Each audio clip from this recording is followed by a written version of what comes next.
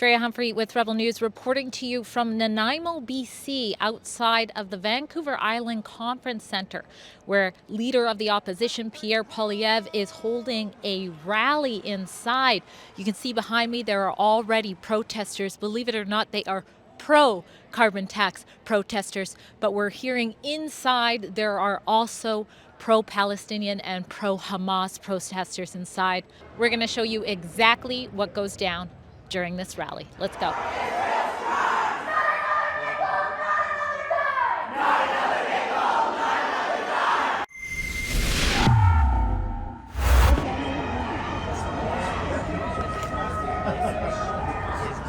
I'm here with the message for Pierre Poilievre and all of his supporters and wannabe conservatives that they're not on the right side of this particular issue. So I just want to this is a written version of my voice. Right. So, and here's the other side. I've been watching Pierre Poilievre's political career for decades, since he was a pup in the House of Commons, and he's always been bad news. He's been a pit bull. He's been there to inflict harm on the parliamentary process. He's anti-democratic. What's an example of mini Trump? What's an example of some of those names? You're calling him certain names, but what's an example? Like, what is something he did to warrant that? He is provocative. He's insulting. Can you give an example of it? This is going over several decades. Just one. You just have to go to. No, nothing specific comes to mind. It's a pattern of behavior.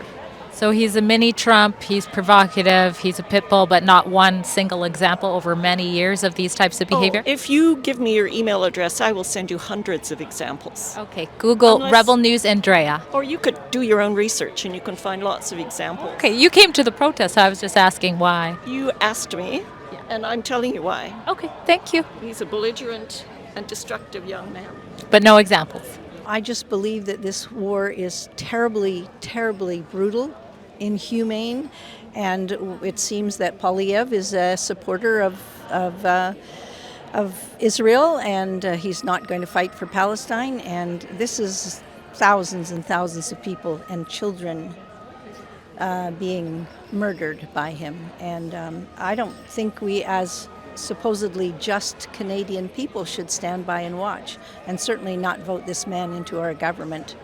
All right, so we talked to a couple of the protesters. They're peacefully gathering outside, but I can hear chanting going inside that sounds very disruptive. So I'm going to stop this and we're going to head in to see what's going on inside now.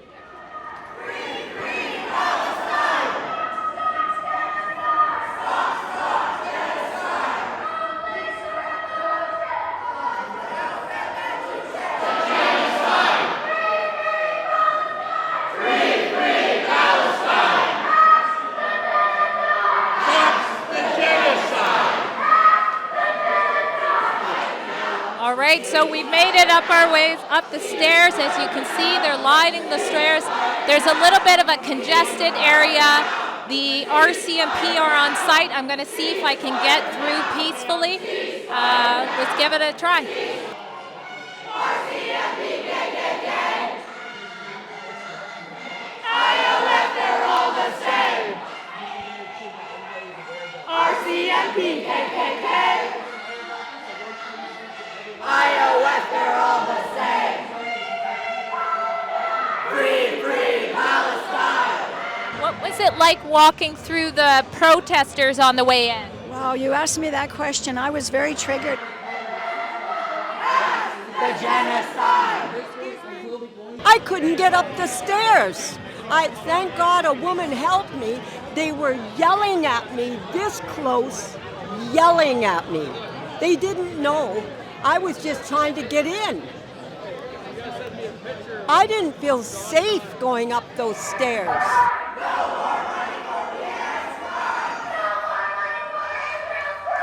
How did it feel making your way into this room with so many protesters?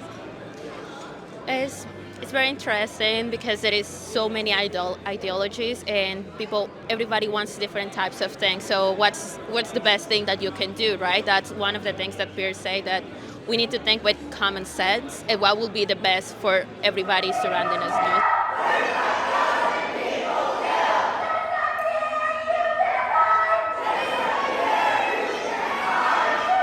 Now, on the way in, almost everybody had to push past some protesters who were opposing the event. Some of them had signs calling for what they're calling a genocide between Hamas and Israel. Others had signs that are in favor of the carbon tax, saying the carbon tax works. What's your response to that? The carbon tax only works to enrich the government. It doesn't do anything to fight climate. And I believe in the right to protest. If this is what you believe, go ahead and protest. I don't necessarily agree with the method. Screaming in people's faces, having them crouch underneath all your props just to get into a rally to hear someone speak. And without any further ado, the next Prime Minister of Canada, my leader, our leader, Pierre Poilievre.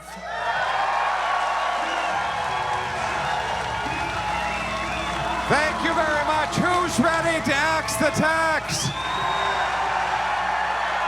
Who's ready to build the homes? Who's ready to fix the budget? And who's ready to stop the crime?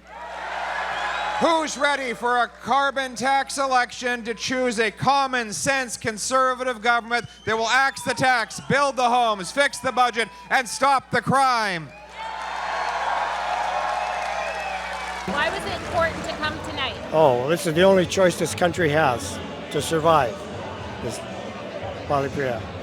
I wanted to be among people that were as positive as Pierre is about the direction our country's going to take when he gets elected.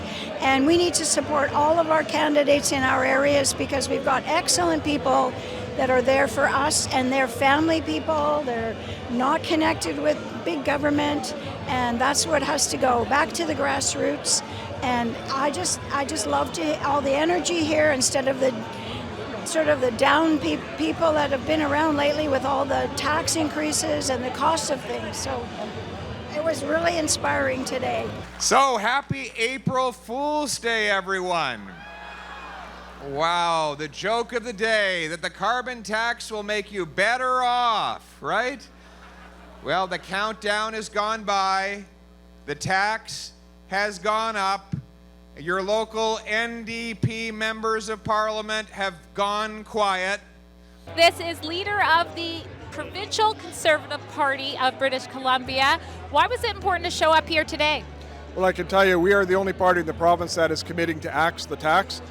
We like the fact that there's going to be a party federally that is committed to doing this, so we want to do everything we can to support it, because alone we can't get rid of it. We need to be able to change in Ottawa, so we're supporting the party that is committed to axing the tax. What stood out to you the most about what Mr. Poilievre said today? Well, I think just the common sense in terms of his approach, in terms of the way he's trying to do things for this country. I think it's very commendable. And it's certainly something that we're looking at here, standing up for parents' rights, getting rid of the carbon tax, just bringing some common sense back, dealing with permitting, getting that position where we can deal with things like housing. I mean, it's very encouraging. There's lots that I think we can do as a province with the federal government that wants to do these things. Now, speaking of the carbon tax, definitely your party has been opposing it. One of your Conservative competitors, leader of the BC United, Kevin Falcon, says that when you talk about putting an end to the carbon tax, you're promising something you can't deliver because it's federal. So what is your response to that? Watch us. It will be in the first budget that we get to do in early 2025 when we form a government and we bring that into this province. You will see in that budget that the carbon tax will be removed in British Columbia. And we know how to do it, and we will do it. That's just in BC alone, my friends. I think you'll all agree that Justin Trudeau and the NDP's carbon tax is starting to give British Columbians the EBGBs. But they're not done. They're not done. They believe the tax needs to go up even more. They plan to hike it up to 61 cents a liter. That's a roughly 300% increase over the current level, and it will definitely happen if they are elected. So why was it important for you both to show up to this rally today? Well, we're a young couple, and one of the most important things for us is to be able to afford groceries. We have a big household where it's the two of us plus two teenagers plus two people with special needs. So we're a household of six. And we obviously need to get a bigger house. We also want to have our own kids. We want to be able to afford just regular things, right? That's all we want. We also want how can I say it, explore more clean and efficient energy as nuclear energy. We're going to support our own oil and gas rather than importing Saudi and Nigerian oil. We're going to stand up for rapid approval of mines. We're going to support small modular nuclear reactors to supply clean electricity onto grids across the country. So what do you think is a common myth about conservatives or supporters of a conservative government when it comes to all things green? I think the common myth is that conservatives don't care about the climate. I think conservatives have been labeled as the anti-climate crowd, but we care about the climate, I think, more so than even the Green Party. I would say that fighting climate change by getting our clean energy to developing countries such as India, China, and even in countries in the developing world in Africa and South America, if we can just get clean energy out there, it does way more to reduce carbon emissions than it does here just at home. We're a small population. We only have 40 million people. Why don't we focus on this 5 to 6 billion people that are needing electricity now? And energy poverty is such a big challenge for the world, and we're making it harder for people to get the economic benefits of clean and cheap energy, and we're making it more difficult. So I think the common myth is that conservatives don't care about energy. And the climate, we do. We really do. And we just want clean, cheap energy for people to use. And the Trudeau government has failed on that approach. This is the choice on the carbon tax, on energy, and the environment. Trudeau chooses taxes. I choose technology. Trudeau seeks to put up stop signs in front of our workers. I seek to green light green projects. Trudeau wants to raise the cost of traditional energy we still need. I want to lower the cost of alternatives. And here's the clincher. Trudeau wants to drive production of energy and resources to the dirty dictators. Why was it important to come to this rally today? It was important to come to this rally so that the people of Vancouver Island know that the Conservative Party of BC is the conservative option in British Columbia. If you want to axe the tax, there's one party that is committed to axing the carbon tax in BC, and that's our party. And of course, we have a provincial carbon tax, and we basically need to form government to make that happen. And so we get our jobs back, and we can, get BC back on track. Really, is what it is.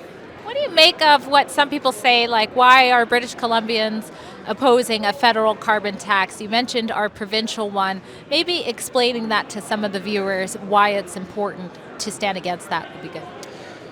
Well, so the carbon tax is a tax on everything. It reduces carbon emissions by zero, and so basically it's a callous cash grab for the government to spend on personal pet projects under the guise of saving the environment, as if a tax could save the planet from natural disasters or forest fires or anything like that. And as someone who's worked in natural disasters, I can tell you what we need is to fortify our infrastructure.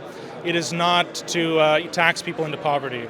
And just to answer your question, of course, BC was the first province in all of Canada to have a carbon tax, and Justin Trudeau has seen fit to export this bad idea to the rest of the country. And I mean, the results speak for themselves.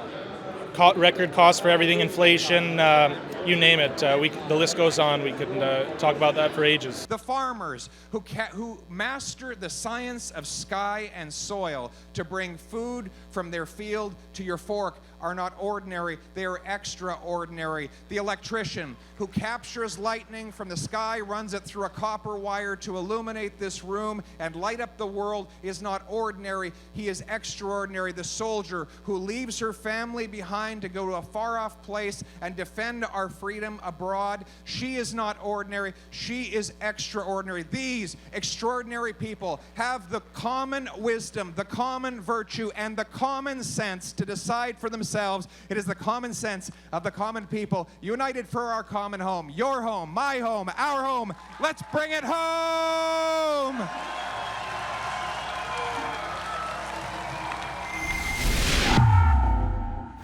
Go to our special website called stopthecarbontax.com.